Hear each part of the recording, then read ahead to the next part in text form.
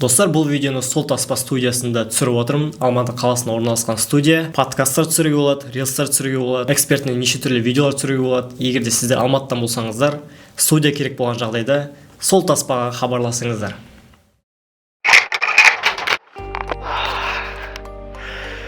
Привет, Лина, қалайсың?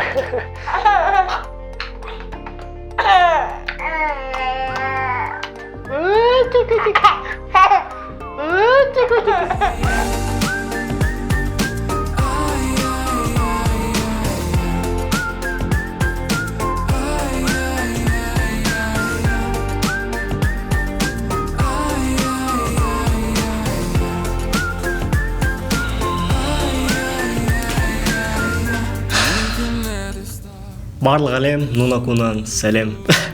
Неден бастарын білмей жатырмын. Бүгін осы традициямды бастағаныма ровно 5 жыл болыпты.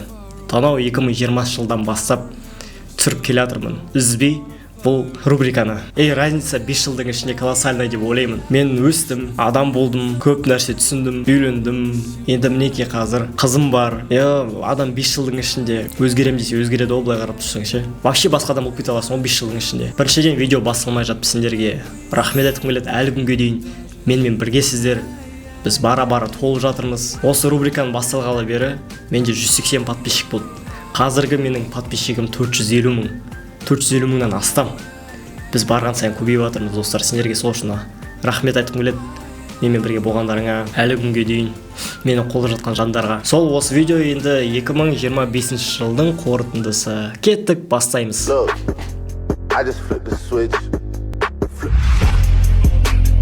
Осы жыл менде шаш бояумен басталды. Өте әдемі начало. Өмірде істеп көрмеген ісім, соны жасадым. Көбісі түсінбей қалды сол кезде. Көп адам көзінше мен андай болып көрініп қалдым, білмеймін. Жаман көрініп қалдым ба шаш бояғаннан. Адамдар менен отписка жасай бастады. Бірақ маған поху болды ғой, короче. Шаш ол қарапайым шаш. Өзім шаш бояғаннан кейін өзімді басқа қырлардан ашыла бастадым. То есть мен уверенный бола бастадым. Екіншіден өз ойымнан қорқпайтын болдым содан кейін. Натуре шаш бояғаннан кейін адам өзгеріп кетеді екен, шынымен кішкене болсын да, қандай, білмеймін. Менің случаям сондай болып қалды. Мен өзімді басқа қырлардан ашыла бастадым. Прикол в том, что менің туыстарым, менің жақындарым маған қарсы болған жоқ. Керісінше мені қолдады. То есть более жарасады осы шаш саған деген сияқты. Сұрақ, не үшін боядым? Потому что я так захотел. Мен бұрыннан бері оны армандап жүрдім, негізі гештальтым еді шашымды бояу. Даже ислам тұрғысынан қарасақ, былай шаш бояу харам емес. Только қараға боямасын, конечно. Қараға бояу харам, ал басқа түске бояу харам емес. Если запрет болмаса, почему бы и нет? Мен көргім келді, жасадым. Мен өз-өзімді жақсы көре бастадым сол шашпен, білмеймін. Басқа адам болдым, шынымен де айнаға қараған сайын, как будто это не я этого. Это новый Нұрболат. Это вообще басқа Нұрболат. Шаш бояған Нұрболат бар ғой, андай. Білмеймін. Какой-то имидж болды десем де болады. Осылай 2025 жыл жаңа краскамен басталды десем де болады. Осы 2025 жылда миллион подписчикке жетуге сөз берем. Надеюсь, жетемін. Осылай цель қойдым мен. Мен осы YouTube каналымды алам деп, Нунакун арнасын аламын деп, қолға өзіме цель қойдым. 1 миллион подписчикке жету дейтін. То есть 2026 жылға дейін өзіме 1 миллион подписчикке қол жеткіземін деп мақсат қойдым. Осы 2025 жылға мен дейтін 1 миллионға жетемін деген мақсат қойдым. Өкінішке орай ол мақсатқа біз жетпедік. Всего лишь 50 мың подписчик жинадық. Но бірақ ештеңе етпес. Не үшін жинай алмадым? Себебі мен видеоны қатты дұрыс шығарған жоқпын осы жылы. Шынымен де қиын екен. Бүкіл осы нәрсені алушы, отбасы, жұмыс, қатарынан ақша табу, YouTube түсіру, соның бәрін бірге алып жүру қиын екен. Егер де мен YouTubeға көп көңіл бөлген кезде, көп видео түсірген кезде, мен уверяю, что жететін едім мен 1 миллион подписчикке сразу. Просто мен оған уақытым болмады. А так в целом YouTube жаратын адамбыз ғой негізі. Еще выгорание болып қалды менде көп. Сол подписчикке жетемін деп жайлап рубрикалармен экспериментировать етіп бастадым видео. Басқа видеолар салып каналға. Кроме қысқасын айтқаннан басқа, что-то новое попробовал. Мысалға, бір күн повар болдым дейтін рубрика шығардым. Бір күн осындай жұмысшымын. Бірақ оны ары қарай алып кете алмадым. Бірақ Құдайға шүкір, осы 2025-те біз 400 мың подписчикке жетіппіз. Соған орай мен клип шығардым. Бұл клип бұрынғы өлеңге отсылка 10 мың подписчикке жеткен кездегі Нұрболатқа. 10 мыңға жеттім, 10 мың. Бұрында мен дейтін клип түсірдім осы 10 мың подписчикке орай. Таңертең тұрдым, ноутбукты аштым дейтін. Таңертең тұрдым, ноутбукты аштым. И сол 400 000 подписчик типа соған отсылкалап жасадым да. Таңертең тұрдым, бірақ более душевно.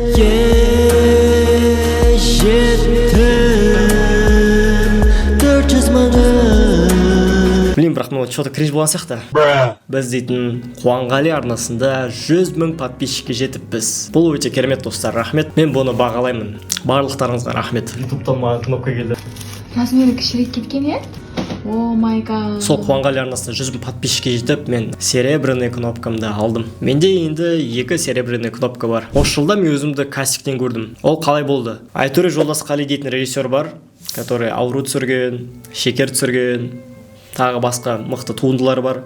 Сол кастинг жүргізді Алматы қаласы бойынша. Өзінің жаңа Токсик дейтін сериалы бойынша главный геройларды іздеп жүрді. И мен сол кастингке қарай бардым, бағымды сынау үшін. Ну, өкінішке орай енді өткен жоқпын кастингтен. Ну ладно, бірақ зато көрдім да. Зато көрдім. Метр, длина, там, короче, все. Образование, контактные данные и о себе. Ол жақта тағы блогерлер болды еще. Мен сол жерде Марлен дейтін өзімнің ақтаулық бауырыммен таныстым, прикиньте, сол жақта жүр екен, мені танып қойды, мистер Прикольщик деп. Короче, осындай кастинг, Марлен сразу ақтаускей табылды. Мияқта кастинг болады. И солай ойнатып отыр. Мен де оны танып, ассалаумағалейкум деп бір-бірімізге тіркеліп, общение жасап кеттік. Егер де Марлен осы видеоны қарап отырсаң, ассалаумағалейкум. В общем, солай енді кастингтен көрдім, өте алмадым. Мен зато осы кастингке барып, өзімді психологически тұрғандан қандай адам екенімді түсіндім. Мен адамдарға жақындауға қорқады екенмін, оказывается. То есть, сіздер білесіздер ме, білмейсіздер ме, білмеймін. Мен негізі интроверт адаммын. Былай қарап тұрсаң ше, мен білмеймін. Социофобпен шатастырмаңдар. Интроверт дейтін адам ол қатты ашылмайды да сразу. Ол бара-бара ашылады, но общениедан бара-бара шаршайтын адам. Мен сондай адаммын. Бұрында ондай емес сияқты едім, бірақ что-то қазір білмеймін, сондай болып кетіп баратырмын барған сайын. Не үшін екенін білмеймін. Мен соны енді түзеуге тырысамын. В общем, мен оны қалай білдім кастинг кезінде? Кастинг кезінде мен енді адам бір-бірімен сөйлеседі ғой, роль ойнап отқан кезде. Мен сол Марлен екеуміз типа дос болып ойнап оттық. И ана жерде мен Марленге жақындамай жатырмын. И соны маған кастинг директор айтады ғой маған, сен бүйтіп жатсың, қара, сен жақындамай жатсың адамға. Негізі жақындап сөйлесу керек, ұстап, бүйтіп, че там деп достар сөйтіп сөйлеседі ғой. Сен сөйтіп жақындамай жатсың дейді. Сен алыстап тұрсың дейді адамды. И кастинг директоры натуре шарющая женщина бар ғой ана жерде. Маған бүкіл қателіктерімді айтып тастады, бүкіл андай психологический нәрселерімді айтып тастады. Сол үшін ей респект. Одно и то же будем спрашивать. Окей. Имя. Кстати, осы кастингке мені шақырған ол Рамазан дейтін бала. Қалайсың бауырым? Мен қазір кастингке баратырмын на новый веб-сериал осы Қазақстанның про суперспособности, про суперсилу, про супергероя. Қасында Рамазан. Ну енді көреміз қазір қандай болатынын. Қалай өтетінін, өте аламын ба, өте алмаймын ба? Сен қалай ойлайсың? Мен ойымша енді бір Аллаға табысады енді, бірақ мен думаю өтіп кетесің деп, потому что сенің ерсіңсің да, негізсіз даусың да келіп тұр, былай айтқанда. Көреміз енді берсе. И ойлаңдаршы, ол бала басында менің подписчигім болды ғой. Мен Алматыға бір шет көшіп келген кезде общагада тұрдым ғой, сол общагаға қарай келіп, менімен танысып, сөйтіп танысып кеттік, короче. И бара-бара ол бала жаман дами беріп, короче, неше түрлі жерлерге барып, связьдар набивать етіп, короче, опыт жинаған ғой. И сөйтіп мені бір күні кастингке шақырып жүр ғой, өзі ойлаңдаршы. Жылдан жылға оның жетістіктерін көріп жатырмын. Қуаныштымын ол бала үшін. Ойлаңдаршы, сондай таныстықтан, құттай танысу адаммен сенің өміріңді құттай болсын, бірдеңе болсын өзгертіп жібере алады да. Так что достар, ешқашан адаммен танысудан ұялмаңыздар, всегда танысыңыздар, нетворкинг болсын, жүріңіздер, көріңіздер, бәрімен танысыңыздар. Сол өмірлеріңді өзгертеді.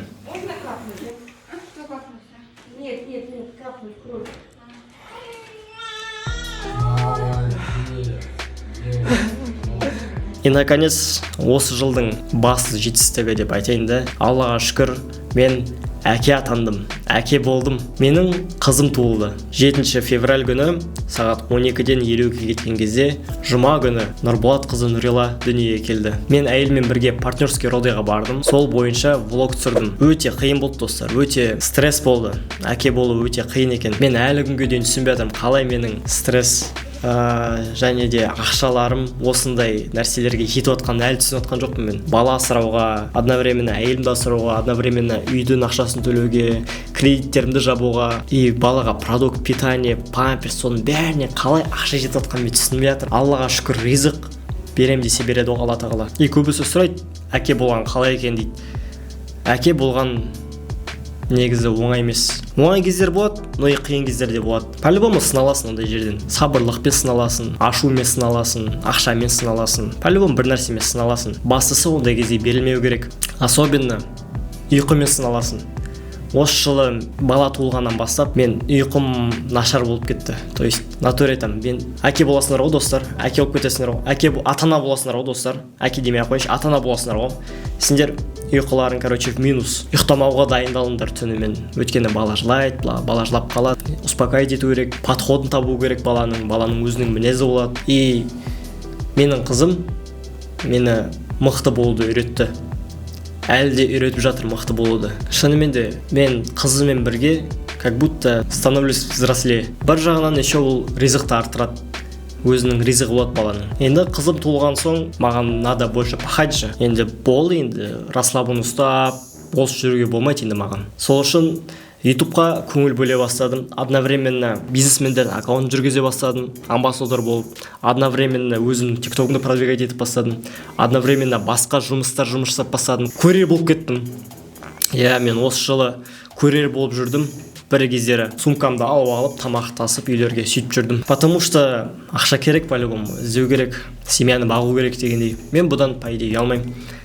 Өйткені, как говорил Мухаммед Али, я уважаю тех мужчин, которые, несмотря на свое эго, работают любую работу, чтобы прокормить семью дейді ма, сондай сияқты бір сөз бар еді ғой. Осы жылы мен дейтін кино показдарға көп бардым. Наконец-то меня приглашают как блогера десең де. Блогер ретінде мені шақырып, жаңадан шығып отқан киноларға мені шақырып бастады. Қатты көп бардым деп айта алмаймын, бірақ 2-3 рет бардым.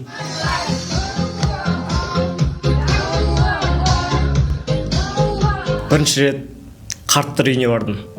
Шын айтамын, жүрегім ауырып кетті. Не үшін бардым? Бір Ерасыл дейтін дос балам бар. Сол мені қарттар үйіне шақырды. Ата-әжелердің көңіл-күйлерін көтерейік, билейміз, ән айтамыз, тамақ ішеміз деп. Мен өзіме қызық болды. Барып көрейін, не болып жатыр екен ояқта, не істейді екен деп. Барған кезде, мен кіріп қалған кезде бәрі билеп отты. Сразу уже басылып кетті ғой. Мен кешіп келдім, бәрі билеп отты. Ана жерде кішкене андай біртүрлі болдым мен бар ғой. Сразу енді айтып отырмын ғой, мен жаңа интровертпін депті. Бірақ өзім заставить етіп биледім, әйтеуір аяқта биледім. Билеп отқан кезде маған бір апа қарайды, әже билеп отырып жылап қалады ғой. Мен ана жерде түр білдіріп жатырмын. Но ана апа жылап қалады мені көріп, жылайды да билей алмай қалады. Не істеймін, мен құшақтадым, бірге биледік. Ойласаң, қарттар үйінде не үшін жүр олар? Балалары ғой, сол жерге қалдырып кеткен. Былай қарап тұрсаң да орыстар апа-әжелер отыр. Қазақтың ата-әжелерін көрген жоқпын. Көбісі орыстарда ана жерде. Жүрегім ауырып кетті менің. Шынымды айтамын, андай аурасы, андайды ойландыратындай аура. Оларға внимание жетіспейді ата-әжелерге. Барған сайын олар өсе келе олар кішкентай құтты бала сияқты болып қалады да, внимание қалайды олар адамдардан. Көңіл-күй, сол үшін осылай етіп кішкене болсын көңіл-күй көтеретін күндер жасау керек екен оларға.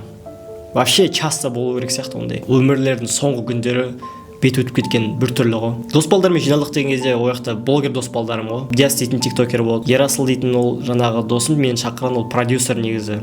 Forever Girls'тың. Бірақ ол кезде енді Forever Girls болған жоқ. Сол кез болмай жатып мені шақырып, сол жерде көңіл-күй көтердік ата-әжелердің. Сондай опыт менде. Осы жылы мен әке болуды үйреніп жүрдім. Даже если мен осы уақытқа дейін іні қарындастарым бар болса да, бағып жүрсем де, памперстен ауыстырып, психологически әке болуды үйрендім. Ойлаңдаршы, сенің жасың 20-да, сен әлі өмір енді көріп бастап жатсың. И тут ты уже басқа бір баланың сенің қолыңда да жауапкершілік. Енді туылған бала саған привязан, ол бала саған зависим. Сен оны еще бағып, өсіріп, қағу керексің, дұрыстап, қарап. Бүкіл жауапкершілік сенде, ешкімде емес, сенің туыстарыңда емес, достарыңда емес, бүкіл барлығы жауапкершілік сенікі. Сол сезімді сезгеннен кейін натуре кішкене уайымдайды екенсің, стресс болады. Түнімен спокойно ұйықтай алмайтын болдым, мен шын айтамын, спокойно ұйықтай алмайсың. Тұрсаң, ұйықтан тұрсаң, так бүгін ақша табу керек деген оймен тұрасың. Андай моменттер болды, менің әйелім бос емес, менде бос емес кездер. И баланы біреу қарау керекті. И сол үшін жұмысты біреу қалдыру керек. Баланы қарайсың, үй жиналмай қалады, тамақ пісірілмей қалады. И сол бытовухамен күресіп жүресің, Каждый день борьба ғой, күрес. и тем более бала енді туылғаннан бастап өскенше дейін қазір Нұрила шүкір 1-2 айдан кейін 1 жасқа толады. Аллаға шүкір осындай жасқа дейін өсіріп жатқанымызға. Тем более сол қызымызды біз Аллаға шүкір ата-анасыз бағып үйреніп жүрміз ғой. Ата-анамыз келген кездер болды Алматыға бізге көмектесіп, но ол тек 1 айға да, 1-2 аптаға, 1 айға. Но в основном баламызды өзіміз қарадық. Камила екеуміз, жеңгелерің екеуміз. Сол ата-анамыз келді деп отырмын ғой Алматыға. Шүкір осы жылы менің анам бірінші рет Алматыға келді. Менің ініммен бірге, менімен бірге видео түскен інім бар емес пе, Даниэл деген. Сол мамамен бірге осы жылы Алматыға келіп, бізге бала қарауға көмектесті. Баланы жуындырды, баламен қыдырды, бірге Алматыны араладық, анаммен бірге, ініммен бірге. Керемет кездер, негізі күшті кездер, тауға барып жүрдік. Анамды қатты сағындым. Оларға да Алматы ұнап қалды. Ақтаудан Алматыға келген ғой енді. Алматы ұнап қалды. Алматының ауа райы, қысы, вообще в принципе Алматының аурасы ұнап қалды оларға. Анашым, мен сізді жақсы көремін. Осы жылы мен өзімді қолға алып ММА-ға баруды шештім. Білмеймін, қолым қышып кетті, короче. Захотел спортом заниматься. Спортпен айналысқым келіп кетіп, боксқа барайын ба, плаванияға барайын ба, или ММА-ға барайын ба деп ойланып жүрдім. Бірақ ойлана келе мен күресті де дамытқым келеді.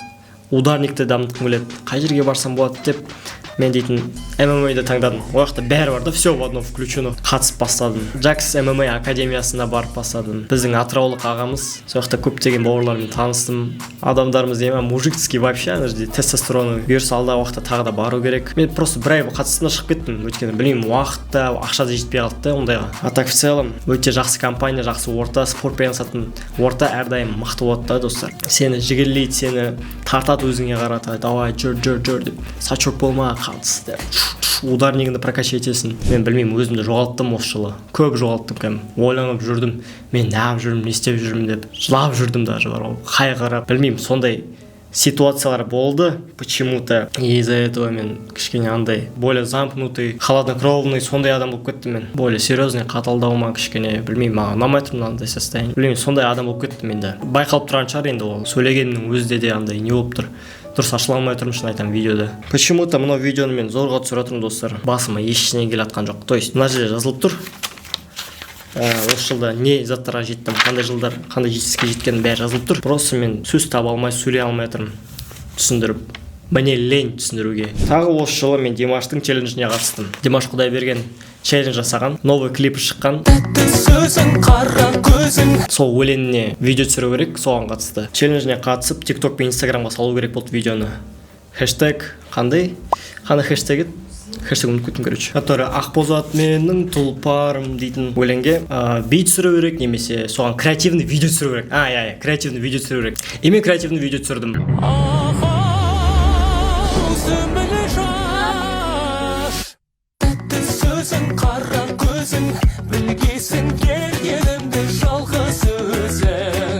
Пародия типа сол өлеңге ше, сол клипіне, сол моментіне. Неше 1 миллион просмотр жинады.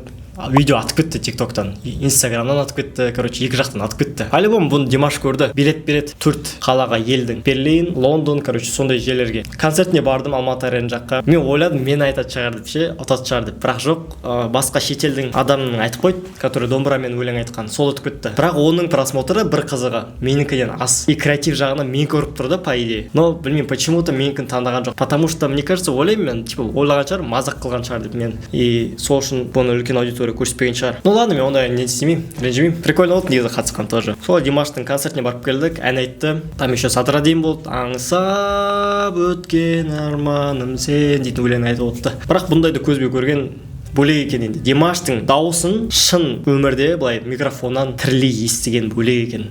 Натуре анау ойлап қаласың ғой, фонограмма емес па деп. Кәдімгідей дауысы жестко ғой анау Димаштың. Респект. Мен 100 күн бойы 100 отжиманий жасадым. Давайте не өзгергенін көрейік. Мықты, дұрыс жасаған, істеген ісімнің біреу ол 100 күн 100 отжимания дейтін челленджді бастау. Басында ол по приколу болды. Мен TikToktан видео көріп қалдым. Что будет, если ты будешь делать 100 дней 100 отжиманий? Если ты будешь делать 100 отжиманий в день на протяжении 90 дней, твое тело охуеет быстрее, чем ты сам. Тұрамда бассаң келіп кетті. Бастадым, бірақ сториске салмай жүрдім. Потом тұрамда ойладым, вдруг мен сториске салайыншы, чтобы адамдар көрсін. Мен типа бастап қойдым ғой сториске салғанымды. Адамдар до конца көру керек қой мен салғанымды. Егер мен салмай кетсем, адамдар ойлап қалады, мен сторис салмай кетсе, значит, он не смог дегенде сияқты да. И сториске сала бастадым өзім жасап жатқанымды.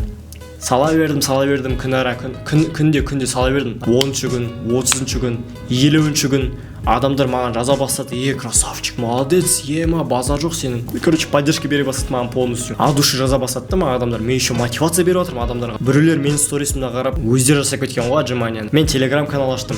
Сол отжимания бойынша 100 адамдай тіркелген. Потом шығып кетті да, ары қарай тек 10 адам қалып қойған. Сол челленджді аяқтаймын деп.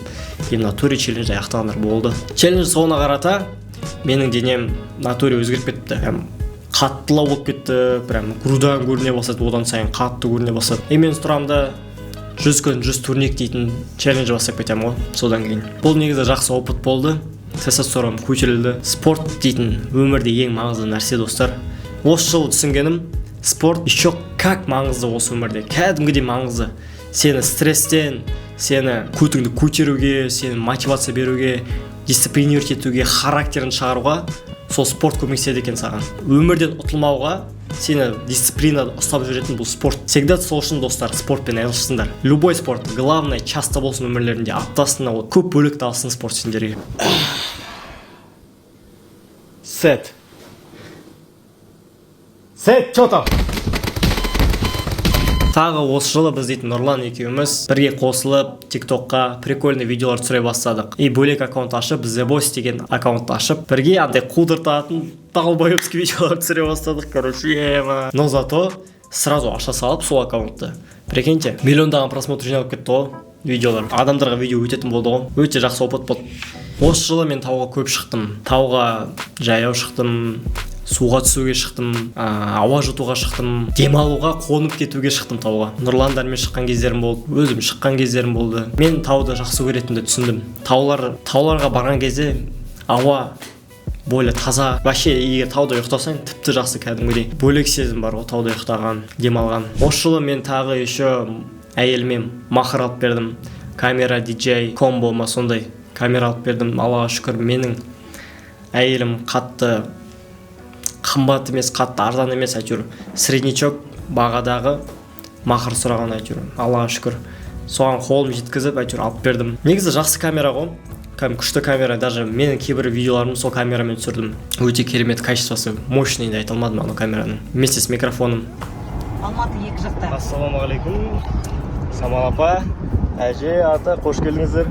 Осы жылы Алматыға менің атам мен әжем келді. Солармен де күшті қылып уақыт өткіздім, еркелеп жүрдім оларға. Олармен бірге тауға шығып, Алматының кереметтей көрінісін көрсеттік.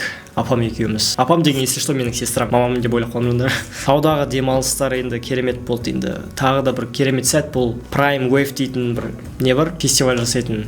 Сол концерт ұйымдастырды тау жақтарда, Тонау, Алматының алыс жақтарында, білмеймін, Бишкек пен Алматының несі, шекара қаласы тау жақтарында ма білмеймін, айдалада концерт ұйымдастырды, демалыс кеш ұйымдастырды. Сол жаққа барып, Дайыр дейтін баламен бірге демалып қайттық. Күшті болды негізі бар ғой. Прям событие дейтін енді яркий болды.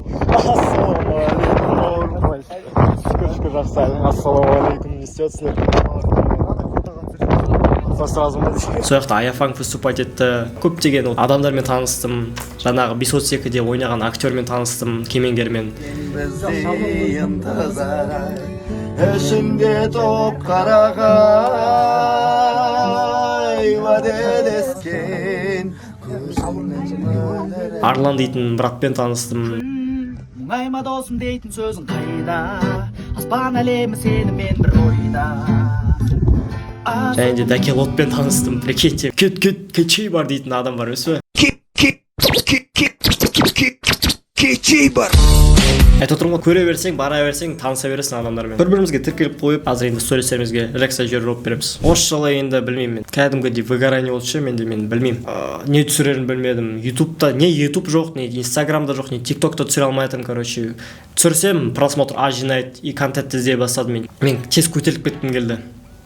Почему-то, чтобы бос отпау үшін ше, адамдарға көрініп, инстаға жаңа контент түсіре бастадым.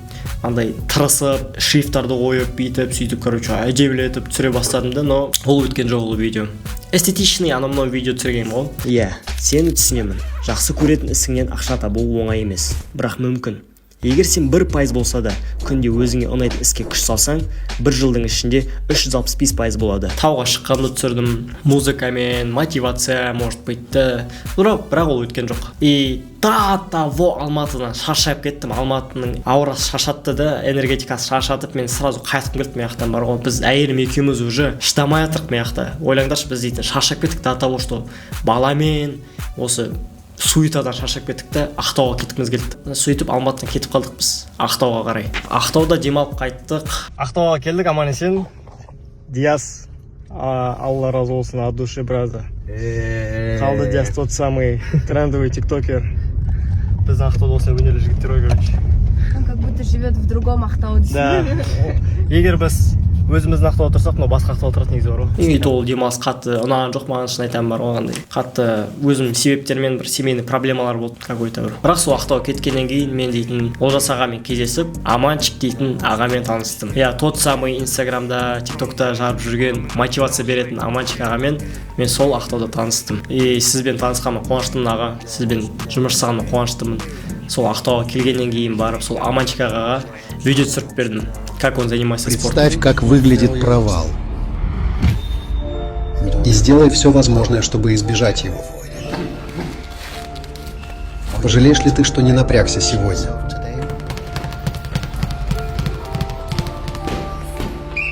Здесь оправдания не принимают.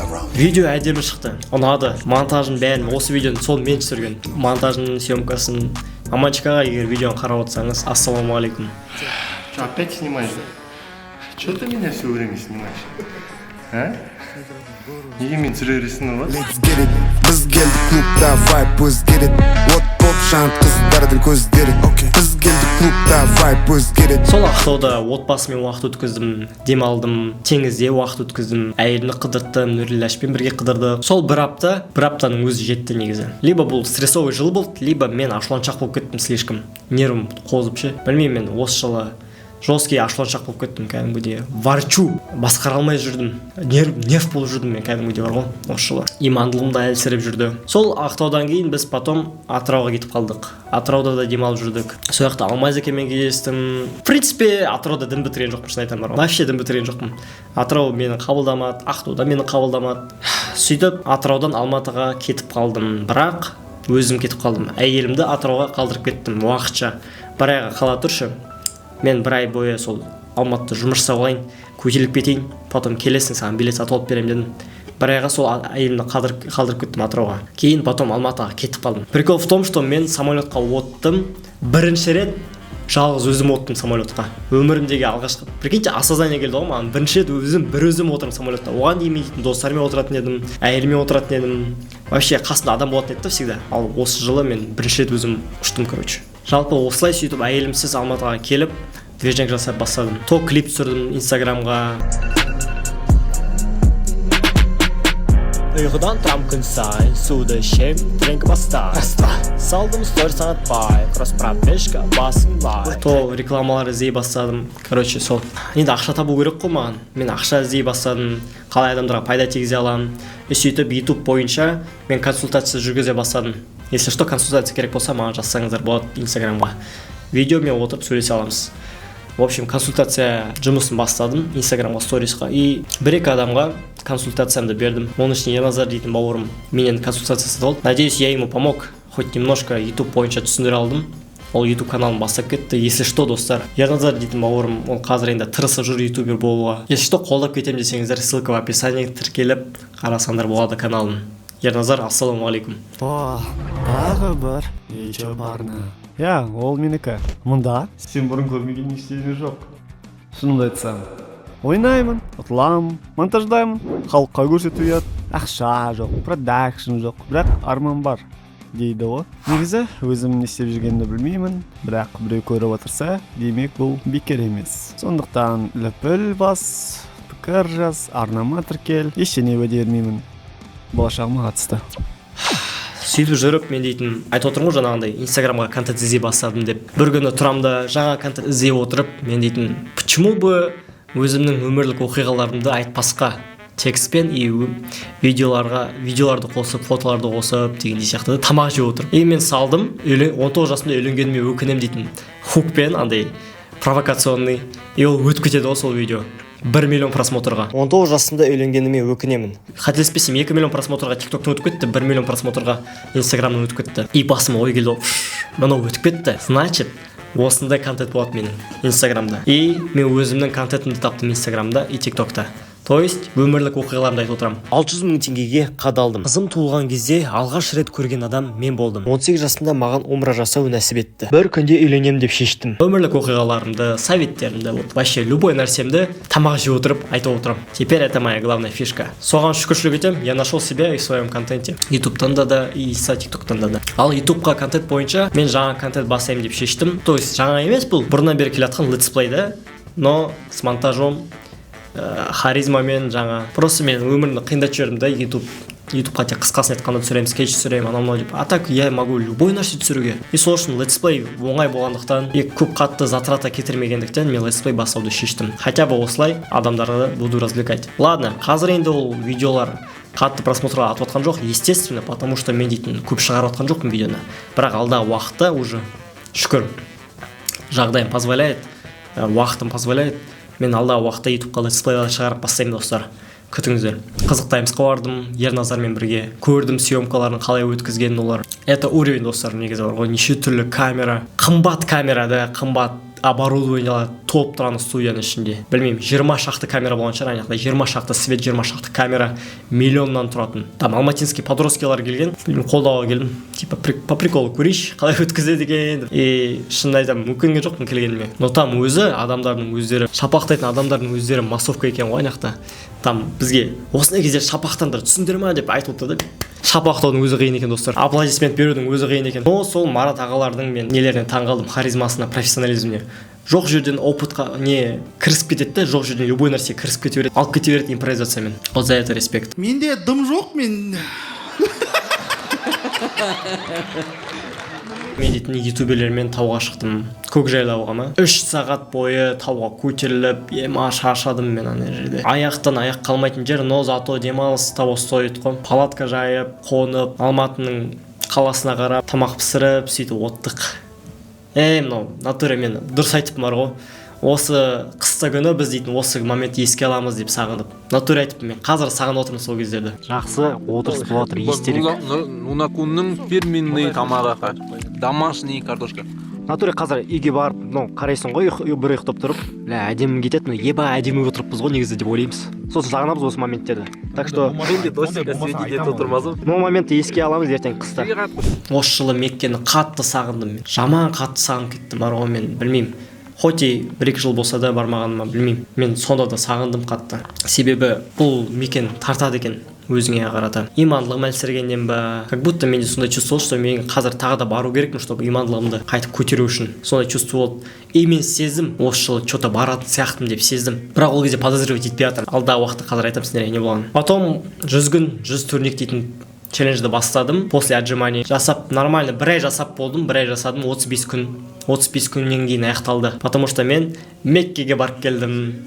Оны сендерге потом айтамын. Осы жылы тағы мен бургерный абайдың амбассадоры болдым. Аккаунттарын жүргізіп 25 видео түсіріп бердім. Мен қазір әлде амбассадормын. Жайлап тағы да видео түсіріп бастадық. Енді бірақ бір өзім емес, Нұрланмен бірге контентті жарамыз, достар. Бургерный абайға тіркеліп қойық, біз сояқтың контент мейкері боламыз. Жесткий. Хочу дәлелдеуге ше, вот дәлелдегім келіп тұрды бәріне, что мен мықты контент мейкер екенімді. Тағы да осы жыл Logitech дейтін компания ұйымдастырумен шарасына қатысып қайттық. Ояқта да ютуберлер болды. Сол ютуберлермен бірге біз дейтін турнир по КС ойнадық. То есть менің командамда Butter White болды, Лео KZ болды, тағы да бір бала болды. Төртеуміз, короче, КС айырдық қой, бірақ полуфиналға жеттік. Но ұтылмадық финалда. Басқа бір команда ұтып кетті. Олар енді профессиональный шаривший КС. Мен өзім шын айтамын, қатты дұрыс ойнай алмаймын в КС-ті, но зато осындай шараға қатысқаныма шүкір әйтеуір. Жыртыңдар. Давай.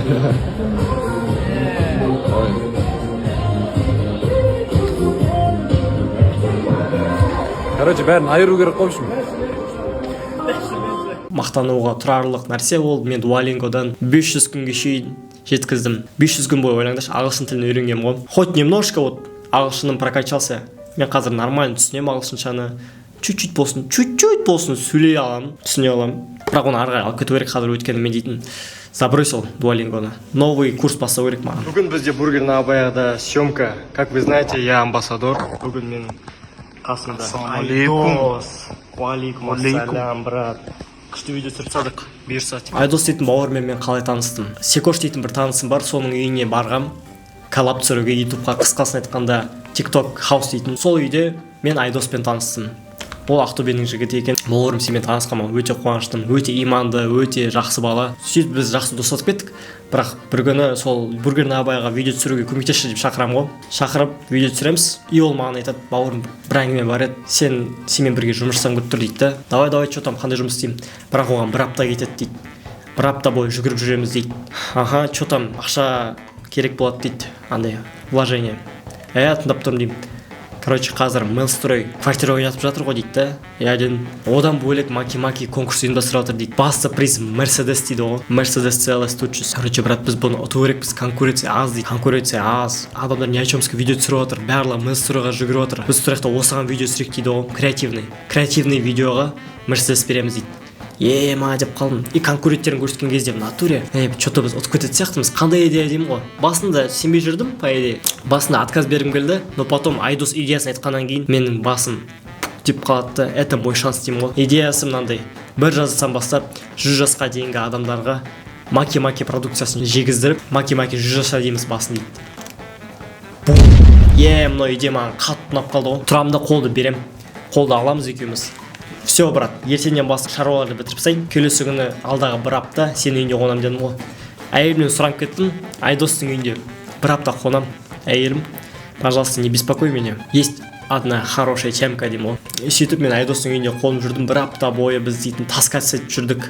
Макинің продукциясын сатып алып, ана вывескаларды іліп, шығарып, адамдарды убеждать етіп, түстірткізіп, и еще ол сол жастағы адамдарды іздеп, сол жастағы адамдарды іздеп, вычеркивать етіп, үлкен аталар, әжелерді убеждать ету қиын болды. Қызық болайын деп тұр, Дәл өзі бауырым, бізде 2 плакат, 2 штатив, еда, по мелочи, камера.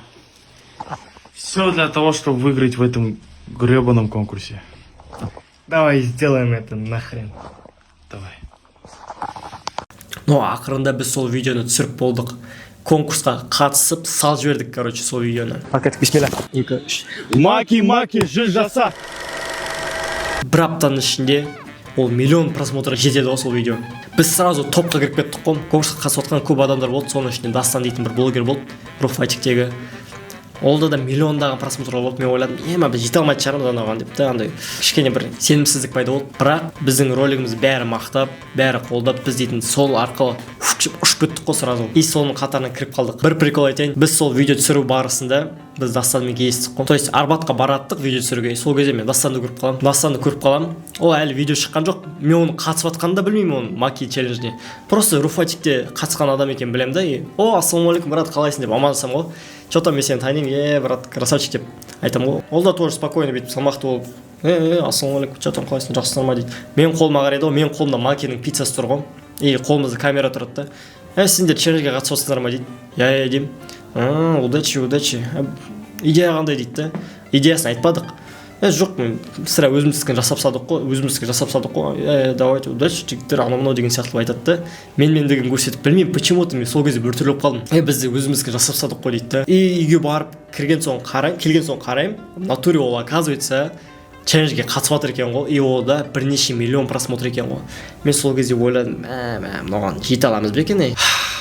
Біз жетіппіз. Біз одан асып кетіппіз даже да того. И анау конкурсқа топ 5-тің ішіне кіріп кеттік та. Короче, көп шаруа болды ана жерде, біз ақырында ұтып кеттік. 2, 1. Остановить. Ебать, Нұрболатовты. Ебать! Ровно. 5, 4, 3, 2, 1. Остановить. Ебать, Нұрболатовты.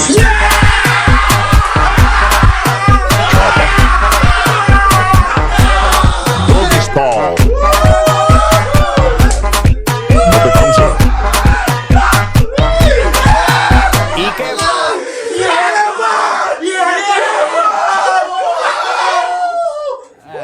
сен еркекше ма? Рахмет, брат.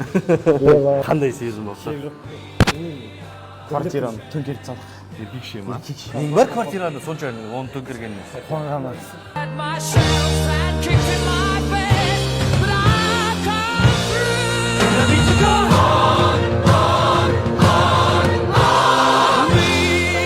Ано дастан ашуланды, короче, бізге хейт жазды, бірдеңе істеді.